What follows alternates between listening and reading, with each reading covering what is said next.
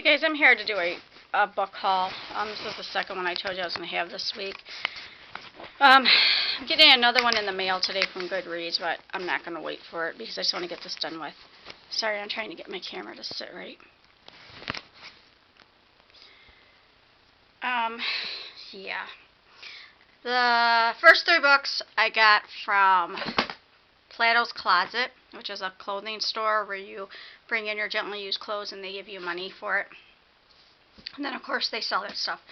And they also sell like accessories, and they sell shoes, and they sell movies, and then some books. And so every so often I'll stop in there and see what they have. So all their paperbacks are always $2 and all their hardbacks are always $5. So I picked up 3 books. And then I got a book in the mail today from Amazon. So, yeah. So the first book I'll show you is, I'll show you the first 3 I got from Plato's Closet. The first one I'll show you is the hardback. I may have heard of it before. I read one book by this author, but I don't know. It sounded kind of cool. Maybe a little younger age than what I normally would read, or maybe just not as intense. Maybe it's still the same age, young adult, just not as intense of what I'd usually read. But anyways, The Murder of Bindi Mackenzie by Jacqueline Moriarty. She wrote The Year Secret Assignments, which I read that book, and I believe she's an Australian author, if I remember correctly. So I don't know, I liked this cover, and then I really like the blue that's inside here. The actual hardback itself is nothing special. It's yellow and purple, and I guess it reminds me of Harry Potter, at least the purple. I don't know. It's a long book. It has 488 pages in it. But the words are big. It's divided into parts, so the words are big, or average maybe, more on the large average size. It's written in like journal and instant messages and emails and stuff like that, I believe. But yeah, it's divided into parts, like that's part 5. And it says that it's about oh, look at that. It's the companion to the best-selling The Year Secret Assignments and Feeling Sorry for Celia. I've never heard of Feeling Sorry for Celia, but like I said, I read The Year Secret Assignments, so. The motive. Bindi Mackenzie is the most perfect girl at Ashbury High. She scores in the 99.9th percentile in all her classes. She holds lunchtime adversary sessions for her fellow students. She keeps careful transcripts of everything said around her, and she has been Kmart Casual Employee of the Month for 17 months straight. No wonder somebody wants to kill her. The suspects. Bindi is horrified to learn she must take part in the Friendship and Development Project, a new class meant to provide a life raft through the tricky seas of adolescence. Bindi can't see how airheaded Emily Thompson, absent-minded Elizabeth Clary, mouthy Toby Maserati, malicious Astrid Bexonville, silent Brianni Atkins, wow, narcissistic Sergio Saba, and handsome enigmatic Finnegan Blonde could ever possibly help her. Well, maybe Finnegan could. The crime. But then Bindi's perfect life begins to fall apart. She develops an obsession with the word Cincinnati. She can't stop feeling sleepy. She fails an exam for the first time ever. And worst of all, she just doesn't care. What could be the cause of all these strange events? Is it conspiracy? Is it madness? Is it murder? The truth. Lots of people hate Bindi Mackenzie, but who would actually kill her? The answer is in Bindi's transcripts. The detectives are the members of her fad group, but Bindi has made every one of them into an enemy, and time is running out. So it sounds like a fun read. So, I got that. The next one I got is by Trish Cook, and it's called So Lyrical. I like that cover. It's a short book. But I do. I like that cover. The spine. And the reason I picked this up, actually, well, the title So Lyrical, so music, I assumed, and the cover drew my attention. But then when I read the back, what made me get it for sure, is where it takes place. It says, Tracy lives smack in the middle of picture-perfect suburban Winnetka, Illinois. I grew up in Illinois, not Winnetka. Winnetka, I think, is up north, but still.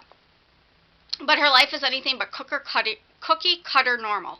Her mom, Bibi, is a zillion years younger than the other mothers, still dresses like a teenager, and drives around town cranking time-warped tunes. Not to mention that she can't seem to forget the details of that crazy summer she spent following the big hair bands of the 80s. The mementos, the music, the memories. She's held on to it all. Everything except Tracy's dad. That's another thing, the 80s. I love the 80s. So, the question is, where will rock and roll take her next? Tracy can't help but wonder which outdated rocker in the autographed photos covering the walls of their house might be her father. And that's not the only thing making her head spin like Bibi's old records. She's trying to keep her best friend from going off the deep end. She's desperate to do well in school, and then there's the hunky lead singer she's trying to snag, without following in the footsteps of her mother. So that sounded good. Sounded fun. Like I said, based semi-close to where I grew up. Talking about the 80s, which I love, and just about music. So the next one I got is more in a deeper level. I don't think I've read any of these authors' books, but I have been meaning to. Kevin Brooks, Lucas. So, and it's also a Push novel. I don't know if you guys can see that, but Push is another publisher that I like. Speak and then Push. So, now this one is about, I would have done anything to freeze the moment forever. One unforgettable summer afternoon, Caitlin meets a boy named Lucas, and her world turns upside down. Lucas is everything Caitlin longs to be. Brave, honest, free. And he is also everything the people around her fear the most. As Caitlin grapples to find her true self amidst the unforgiving ways of her small town, she is mysteriously drawn to Lucas. For this, there are consequences. When the town suddenly turns on him, Caitlin must make the most difficult choice of her life. And there's a blurb, I think that's what you call it, on the back of here, and it says, an edge-of-the-seat story that has overtones of To Kill a Mockingbird. By turns, sweet, taut, and terrifying. Teens may pick this up for its sheer intensity, but once they put it down, they'll ponder its meanings. So I just thought that was kind of cool, too, saying it has some overtones of To Kill a Mockingbird. This one's a little bit longer, too. This is 359 pages, so, but it's another short book. Yeah. So, that just sounds really good to me.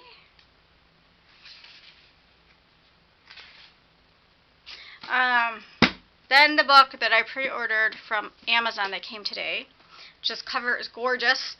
Rival by Sarah Bennett Wheeler, and this is also a debut novel, so I think I'm going to read this next.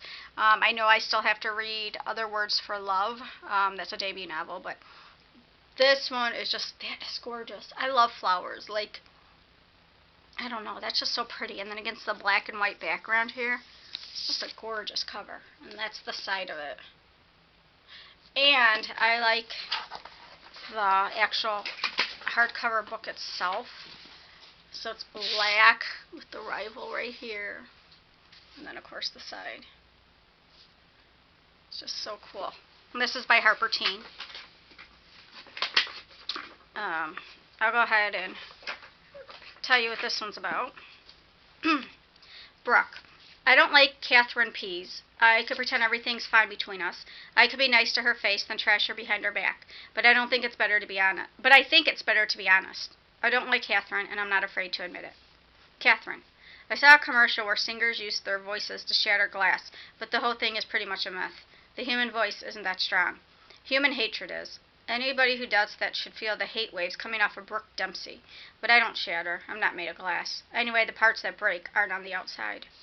Brooke and Catherine used to be best friends, until the night when Brooke ruthlessly turned on Catherine in front of everyone. Suddenly Catherine was an outcast and Brooke was Queen Bee. Now as they prepare to face off one last time, each girl must come to terms with the fact that the person she hates most might just be the best friend she ever had. So it sounds really good, a lot of drama. So I like that. So those are the books I got this week. Like I said, I am expecting a book from Goodreads today. It's actually for my son. I'll just tell you what it is. He is in, which I might have already said this to you guys, he is taking honors reading freshman year. So, of course, they have summer reading they have to do. And he brought me a list. It's got 3 books on there. So, I got one of the books already. I got it from Goodreads. The Road by what's-his-face? Yeah, you guys know who I'm talking about, though. You know, every time I talk to you guys, that something eludes me. I always forget something. If I don't forget something during a video, it just wouldn't be a video without, So, but yeah, that's coming today. Then I have another book coming from Goodreads that Goodreads has tracking. You can track where your book's at. Well, this one has been in California, I think it is, since September 8th. Or September 8th. Wow, that would have been a long time, huh? Since February 8th. It hasn't updated since then, which is unusual. So I'm wondering where it's at. And then I have 6 other books coming that are already on its way. It's already in the tracking system, so I should hopefully have those by the end of the week. Yeah, and then whatever the book closeouts books arrive, like I said, either Friday, Saturday, or hopefully Monday. And one of them didn't ship because they didn't have it, and that was the book I got from my daughter. So there will be 16 items. One is a journal type book. I'm not going to get my hopes up too much, though, on these books because I was a little disappointed in my last thing that I got. Yeah, so, and our income tax has been accepted by the IRS. I got the email today, so hopefully in like 2 weeks or so we should get it. And then I'm taking like $200 from that to buy books. I know that's not a whole lot, but we do have to put a lot away for bills and crap. So, but yeah, but it's kind of nice just to take $200 guilt-free, So, and that's not a brag. I know there's been a lot of that crap going around too lately. Especially with the IMM that Christy from the Story Siren does. I'm sorry, excuse my language here. So if there's any little kids, plug your ears. I think that's total bullshit. Seriously, people that do IMMs in my mailboxes, they're not bragging, people. I'm sure they're excited by what they get, and like the ARCs that they get, advanced reader copies.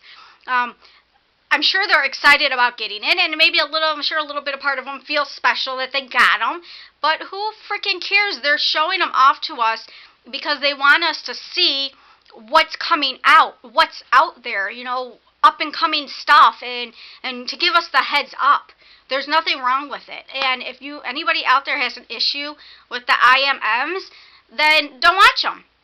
Plain simple, don't watch them. If you are jealous about them and you have something to say, don't watch them. Plain and simple. I mean, that is from the olden days. If you don't have anything nice to say, don't say it at all.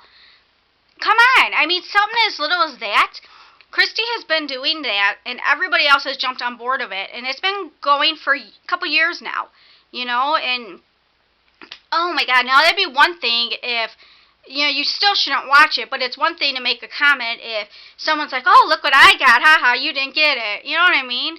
But no, it's not like that at all. So, sorry, I had to get that little rant out of the way because I've been seeing that going around on Twitter and the blogs and stuff, and it's just absolutely ridiculous. Absolutely ridiculous. That people, it's like they have nothing better to do, I know that things aren't going to change. People are always going to have something to say, but it just gets me so mad because it's like something as innocent as that, It's not even controversial what is, what we're doing. We're showing off books.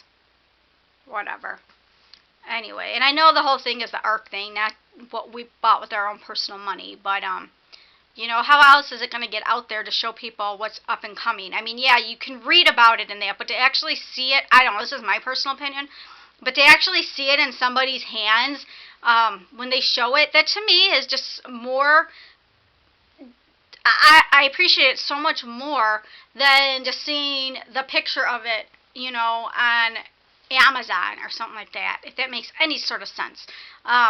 And I like seeing people get excited. I like hearing people talk about things, in person than just reading about it. But whatever. I gotta stop. Alright, guys. I'll talk to you later. Bye.